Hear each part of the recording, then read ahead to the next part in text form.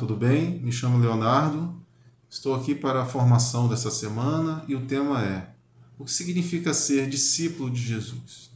Iniciemos com a nossa oração. Em nome do Pai, do Filho e do Espírito Santo. Amém. Enviai, Senhor, vosso Santo Espírito, para que possamos, através dessa breve formação, compreender o significado de ser seu discípulo. Em nome do Pai, do Filho e do Espírito Santo. Amém.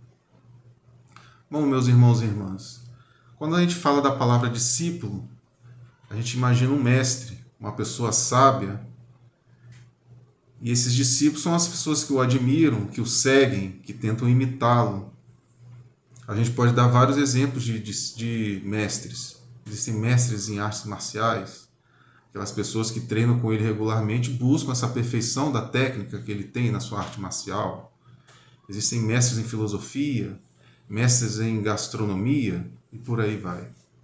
Mas existe uma diferença fundamental, uma diferença grande entre ser discípulo de alguns desses mestres, que a gente está dando exemplo aqui, e o mestre Jesus Cristo. E vamos então ver a passagem de Mateus, capítulo 16, versículos 15 a 17. Disse-lhe Jesus: E vós, quem dizeis que eu sou? Simão Pedro respondeu: Tu és o Cristo, o Filho de Deus vivo. Jesus então lhe disse: Feliz és, Simão, filho de Jonas, porque não foi a carne nem o sangue que te revelou isto, mas meu Pai que está nos céus. Linda essa passagem. A profissão de fé de Pedro, quando Jesus questiona os apóstolos: E vós que andais comigo todos os dias, consegue entender quem eu sou? E Pedro toma a sua palavra à frente dos demais e faz essa profissão de fé. Tu és o Cristo, o ungido, o Messias, o Filho de Deus vivo. A gente precisa entender o contexto daquele povo, o povo judeu. Eles esperavam, através das profecias de Isaías e tantas outras profecias, esperavam o retorno, a vinda de um Messias, um Salvador deste povo que estava subjugado. Esperavam um grande rei, alguém que viria restabelecer a paz sobre todo Israel. E essa palavra Cristo, como Pedro também professou nessa profissão de fé, tu és o Cristo, a palavra Cristo é da palavra grega que quer dizer Messias, um ungido, aquele ungido pelo próprio Deus. Então daí vem essa diferença gritante entre você ser discípulo de um mestre e um discípulo de Cristo. Ele não é apenas uma pessoa muito sábia, inteligente, que soube ensinar, deu exemplo enquanto estava aqui no meio de nós. Não foi só uma pessoa. Ele também era a segunda pessoa da Santíssima Trindade, o Verbo encarnado. Essa é a diferença. Então, diferente de muitas pessoas por aí que a gente vê que admiram Jesus Cristo, mas apenas como uma pessoa muito inteligente, sábia, que ensinou lindos princípios morais, nós acreditamos que ele é, nós o seguimos porque ele é, além de um homem perfeito, também Deus, verdadeiro Deus e verdadeiro homem. E nessa profissão de fé a gente tem que entender isso. Então Pedro também nessa profissão disse: Tu és o Cristo ungido, aquele que nós estávamos esperando. Por isso te seguimos, por isso queremos imitá-lo. Durante também toda a vida de Jesus Cristo, ele foi esse exemplo para todos nós. Então nós temos, através dos evangelhos, através também dos livros do todo o Novo Testamento, indicações de quem foi Jesus Cristo e o que ele ensinou, o que ele pediu que fizéssemos. E ele foi o nosso modelo. Se nós pegarmos o catecismo, no item 520 do Catecismo da Igreja Católica, está escrito assim: Em toda a sua vida, Jesus mostra-se como nosso modelo. Ele é o homem perfeito, que nos convida a tornar-nos seus discípulos e a segui-lo. Por seu rebaixamento, deu-nos um exemplo a imitar. Por sua oração, atrai a oração. Por sua pobreza, chama a aceitar livremente o despojamento e as perseguições. No 521. Tudo que Cristo viveu foi para que pudéssemos vivê-lo nele e para que ele o vivesse em nós. Por sua encarnação, o Filho de Deus, de certo modo, se uniu a todo homem. Nós somos chamados a ser uma só coisa com ele. Ele nos faz partilhar, comungar, como membros de seu corpo, de tudo que ele, por nós e como nosso modelo, viveu em sua carne. Daí, irmãos e irmãs, entender que ser discípulo de Cristo traz também uma responsabilidade. Se Ele é esse Deus que me ama, se Ele é esse Deus que tudo fez por amor e me criou como a sua imagem e semelhança, como a sua obra-prima, o homem e a mulher. Se eu entendo que eu devo ser discípulo desse Mestre, desse Jesus Cristo, eu sei que aquilo que Ele me pede é por amor a cada um de nós.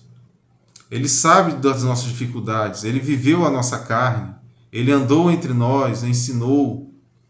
E durante toda essa vida que Ele passou aqui no meio de nós, com exceção do pecado, Ele sentiu as nossas fraquezas, né?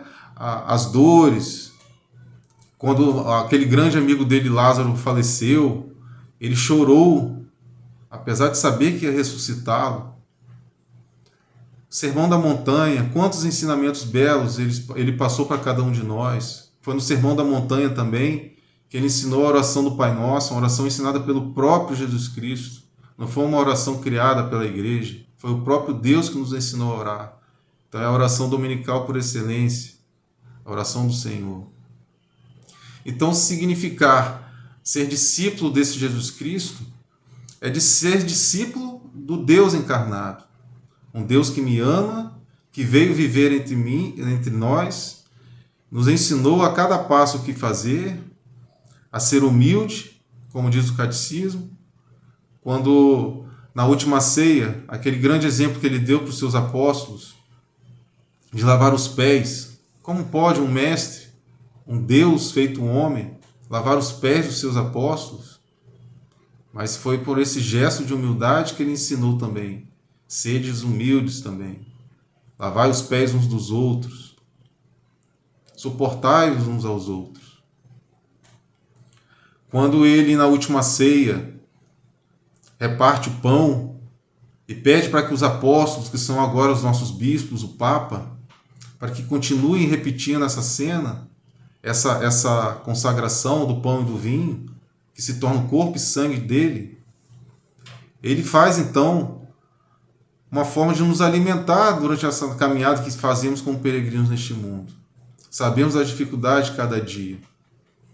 E é através da Eucaristia, através da Santa Missa, principalmente a dominical, é através dessa Eucaristia que a gente se alimenta. Através da missa a gente se alimenta da palavra, das leituras que são ouvidas, pela Eucaristia, para aqueles que estão preparados para recebê-la sacramentalmente.